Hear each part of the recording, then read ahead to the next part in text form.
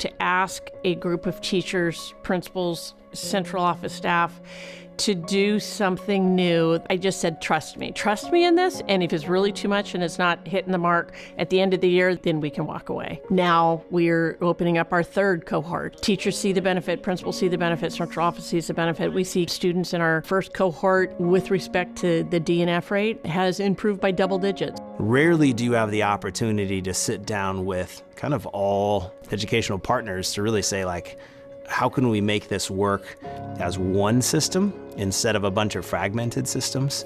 And that ninth grade year can be just make or break for some students. So beginning to let them think about, what does that A through G look like? And with that A through G, not only what does it look like for college, but what if I'm just looking for a career right away? And what opportunities do we have? Once I and the rest of us got our head kind of wrapped around the focus on ninth grade students, the connection with the middle school, and the focus on what are some of our common practices or disparate practices that are affecting those students the most, it became much easier to try and figure out what are the problems that have been created that we can then solve. It's really been a great experience for our staff, and it has really grown the confidence of our staff and building that confidence in our students. I never even knew who the high school teachers were. I wouldn't even know they taught math. So just getting to know who they are, know how they're teaching. I've even been able to observe through California Ed Partners. We get a little bit more insight of how we need to prepare our kids at the junior high level. So having our conversations now, when I talk to our students regarding academics, it's slightly different.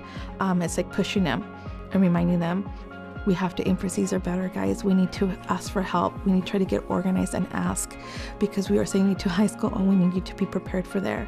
What I didn't know before Cal Ed Partners was how much of an impact that 1 year is going to make on the college readiness outcomes. And so having some common practices through 6 to 8 teachers' classrooms as opposed to 1 or 2 should make some really big impacts going forward, and will become a part of the culture of training new teachers as well. You know, we try to tell them, the more doors you leave open, you know, the more opportunities you give yourself, the better outcome you'll have once you're ready to go down that path. So it's been focusing on, like, yeah, just because you can't see a future yet doesn't mean there won't be one later. Other districts also have the same desire to increase their numbers with graduation and get their students ready for A through G. Time is set aside. Each day there's something that's built into it, and it allows us to really talk and collaborate. The convening was awesome. One of the best PDs I've ever had the privilege of going to. It was nice to go and talk to other schools that had very similar demographics to us and see that they were making changes that could work, where we could like bounce ideas off of each other, which was really cool. We were able to hear what other schools are doing.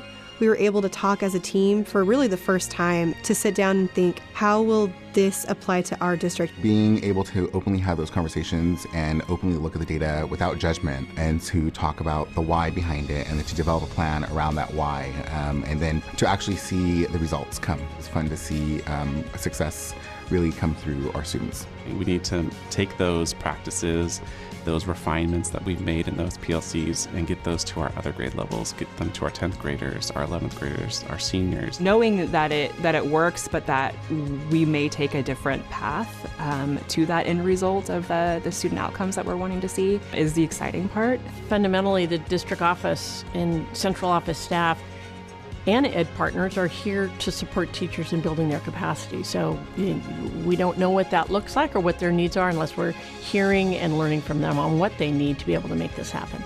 I would say, like, moving forward, we're going to continue to do the work of Ed Partners, but looking at a variety of topics like A through G. Even we have a culture committee that looks at improving the culture for staff and students in the school, using the same process. So I would say the process we learned over the last 3 years has probably forever changed the way that we approach any kind of change here at Downey.